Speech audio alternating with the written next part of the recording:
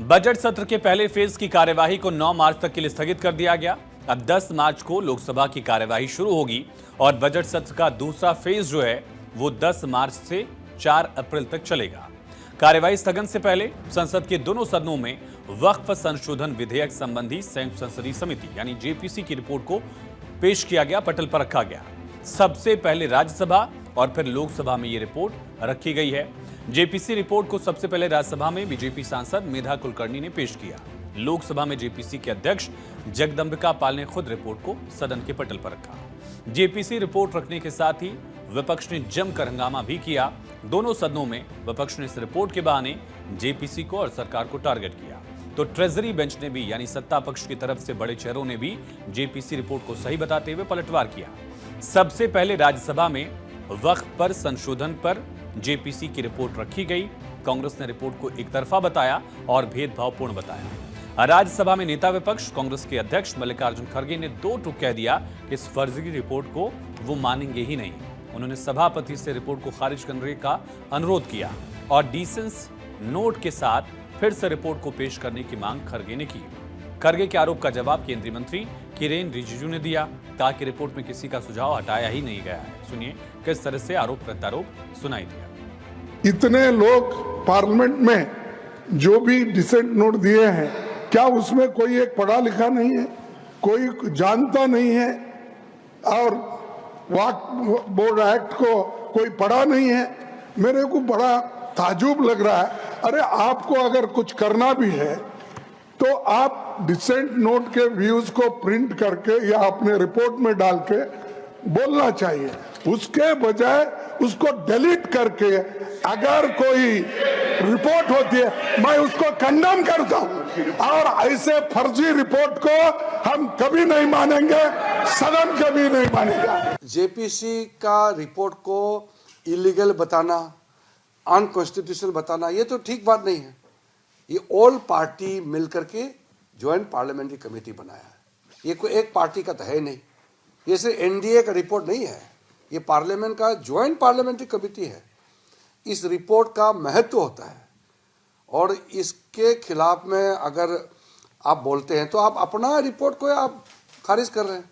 कुछ पॉइंट्स जो चेयरमैन को लगता है कि ये कमेटी के ऊपर में सवाल उठाता है तो उसको हटाने का अधिकार भी चेयरमैन के पास है। वहीं राज्यसभा में केंद्रीय स्वास्थ्य मंत्री जेपी नड्डा ने विपक्ष को घेरा और कहा कि वक्फ बिल के बहाने तुष्टीकरण की सियासत की जा रही है। पार्लियामेंट्री अफेयर्स मिनिस्टर ने बड़े स्पष्ट शब्दों में कहा कि कोई भी चीज का डिलीशन नहीं हुआ है, कोई भी चीज को डिलीट नहीं किया गया है, सब कुछ एनेक्सर में एज इट इज रखा गया है। और हमारे एक मंत्री ने भी स्पष्ट किया कि चेयरमैन को यह अधिकार है कि वो कुछ भी डिलीट कर सकता है और वो नियम बताते हुए कि किसी भी चीज का डिलीशन हो सकता है, फिर भी कुछ नहीं डिलीट किया गया। विपक्ष ने बहुत गैर जिम्मेदाराना व्यवहार किया है और इसकी निंदा होनी चाहिए। और ये तुष्टीकरण की राजनीति है। This is a politics of appeasement. पहले राज्यसभा फिर लोकसभा में जेपीसी की रिपोर्ट को रखा गया और यहां भी राज्यसभा जैसी ही तस्वीर लोकसभा में भी दिखी। सत्ता पक्ष और विपक्ष के बीच जमकर तकरार हुई। लोकसभा में सरकार की तरफ से भरोसा दिलाने के लिए खुद गृह मंत्री अमित शाह ने मोर्चा संभाला। शाह ने कहा स्पीकर को रिपोर्ट का कोई भी हिस्सा रखने या हटाने का पूरा अधिकार है। अध्यक्ष जी, विपक्ष के कुछ सदस्यों ने आपत्ति जताई है कि इनके जो विमत है, डिस्प्यूट्स है, इनको पूरी तरह से नहीं रखा गया है। मैं मेरी पार्टी की ओर से आपको विनती करना चाहता हूं कि विपक्ष के जो डिस्प्यूट्स है एक सिरनीर कर आप संसदीय कार्यप्रणालिका के उपयुक्त रूप में जो जोड़ना है वो जोड़े। इसमें मेरी पार्टी को कोई आपत्ति नहीं। ट्रेजरी बेंच यानी सत्ता पक्ष का मानना है कि वक्फ संशोधन बिल से मुस्लिम समाज को फायदा होगा, जबकि विपक्ष खासकर मुस्लिम समुदाय के जो रिप्रेजेंटेटिव हैं, सियासतदान हैं, वो सत्ता पक्ष से इत्तेफाक नहीं रख रहे हैं। मंत्री श्री अमित शाह जी ने खड़े होकर कहा कि डिसेंट नोट में अगर ये एतराज है विपक्ष के सांसदों का कि हमारे शामिल नहीं किए गए, तो हमारी पार्टी को कोई एतराज नहीं है। स्पीकर साहब आप इसको शामिल कर सकते। अब इसके बाद बहिष्कार किया तो क्या ये संसदीय लोकतंत्र पे कुठाराघात नहीं है? कि ये लोग तुष्टीकरण पर इनकी सुई अटकी हुई है। क्या शाहबानो, क्या 3 तलाक शरह बानो और आज वक्फ। विपक्ष के लोगों को एक बात मैं बहुत विनम्रता से कहना चाहूंगा, आपको अपनी बात कहने का अधिकार है, लेकिन आपकी बात मानी ही जाए ये तो जरूरी नहीं है ना। ये वक्फ का जो बिल लाया जा रहा है ये सिर्फ और सिर्फ ना सिर्फ अनकॉन्स्टिट्यूशनल है, fundamental rights article 14, article 15, article 29 का ग्रेव वायलेशन है। ये जो बिल लाया जा रहा है ये वक्फ को बचाने के लिए नहीं, वक्फ को बर्बाद करने के लिए, मस्जिदों को, दरगाहों को, कब्रिस्तान को मुसलमानों से छीनने के लिए लाया जा रहा है और इसका मुस्लिम समाज रिजेक्ट कर चुका है। ये बिल सिर्फ और सिर्फ ज़बरदस्ती थोपा जा रहा है, हमारे अधिकारों का उल्लंघन हो रहा है, हमारे मुस्लिम समाज को टारगेट करके नुकसान, उनकी ज़मीनों को कब्जाने का एक तरह से प्रयास है। फिर भी सरकार अगर ज़बरदस्ती पास इसको कराती है तो माननीय सर्वोच्च न्यायालय का दरवाज़ा खटखटाएंगे कि जिससे कि हमारे मुस्लिम समाज को उनका हक और इंसाफ मिल सके।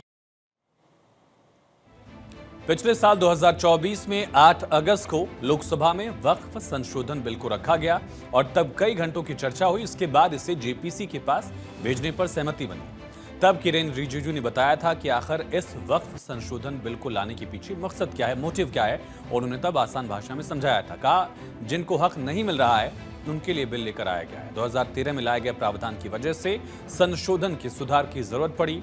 कई प्राइवेट प्रॉपर्टीज को वक्फ घोषित कर दिया गया है। सच्चर कमेटी ने भी वक्फ बोर्ड में पारदर्शिता लाने की बात कही थी। ये तमाम कारण तब संसद में गिनाए गए थे मंत्री की तरफ से और फिर जेपीसी का गठन हुआ। पिछले करीब 6 महीने में जेपीसी ने कई दौर की बैठकें की, देश के अलग अलग हिस्सों में जाकर बैठकें की, चर्चा की, स्टेक होल्डर से बात की, संशोधन को लेकर रिपोर्ट तैयार की गई, हर किसी के साथ मंथन किया गया और फिर मंथन के बाद 14 संशोधन पर यह कमेटी राजी हुई, सहमत हुई। रिपोर्ट के मुताबिक बिल के क्लॉज 1, क्लॉज 2 में भी जेपीसी ने बदलाव की सिफारिश की है। अब इस बदलाव के तहत जमीन पर दावा के लिए वक्फ को कोर्ट जाने का भी अधिकार मिल गया है और इसी संशोधन के बाद इसे संसद में रखा गया, रिपोर्ट को रखा गया। वक्फ संशोधन बिल में क्या था और जेपीसी के साथ अब बदलाव क्या किया गया, चेंजेस क्या इन 6 महीनों में जेपीसी की रिपोर्ट ने क्या बदलाव सुझाया है, ये समझिए। वक्फ संपत्ति का जो फैसला है वो डीएम करेगा, राज्य सरकार की ओर से नामित अधिकारी अब करेगा। पहले डीएम के पास था ये अधिकार, अब राज्य सरकार के अधिकारी के पास ये राइट दिया गया है। पहले था बिल लागू होने से पहले वक्फ अगर प्रॉपर्टी विवादित है या सरकारी है, रजिस्टर्ड है, तो प्रॉपर्टी वक्फ की रहेगी, लेकिन अगर प्रॉपर्टी अविवादित है, सरकारी है, तो वक्फ की नहीं मानी जाएगी। ये भी तय किया गया है। एक और चेंज इसमें दिखता है जेपीसी के बाद बदलाव जो है वो है कि वक्फ बोर्ड या परिषद में 2 गैर मुस्लिम सदस्यों की एक तरह से कंपल्शन थी, लेकिन अब पदेन सदस्य के अलावा 2 नामित गैर मुसलमान होंगे, मुस्लिम होंगे, ये तय किया गया है। ये कुछ संशोधन है, चेंजेस हैं जो जेपीसी के बाद अब दिख रहा है। अब आपको वक्फ संशोधन बिल की टाइमलाइन के बारे में बताते हैं कि कब कब इसमें चेंजेस हुए या क्या डेवलपमेंट हुआ। सबसे पहले 8 अगस्त 2024 को लोकसभा में यह संशोधन बिल पेश किया गया, फिर इसे जेपीसी के पास भेजा गया। 22 अगस्त 2024 को 31 सदस्यीय जेपीसी की पहली बैठक होती है। 29 जनवरी 2025 तक जेपीसी की आखिरी बैठक हुई और बहुमत से रिपोर्ट को मंजूर किया गया। 30 जनवरी को 2025 में ही जेपीसी ने लोकसभा अध्यक्ष को रिपोर्ट सौंपी और जेपीसी रिपोर्ट पर सदन में चर्चा होगी, फिर कानून बनेगा और फिर जाकर इसमें बदलाव आगे मंजूर किए जाएंगे। हालांकि इससे पहले कई बार बदलाव हो चुके हैं, कब कब चेंजेस हुए समझिए। 1954 में जवाहरलाल नेहरू की सरकार ने इसका गठन किया। 95 में राव सरकार, नरसिम्हा राव की सरकार में पहला संशोधन हुआ। 2013 में डॉक्टर मनमोहन सिंह की सरकार में दूसरा संशोधन हुआ था और अब इसको लेकर जेपीसी की रिपोर्ट जो है वो लागू की जाएगी अगर ये सदन में मंजूर हो जाता है।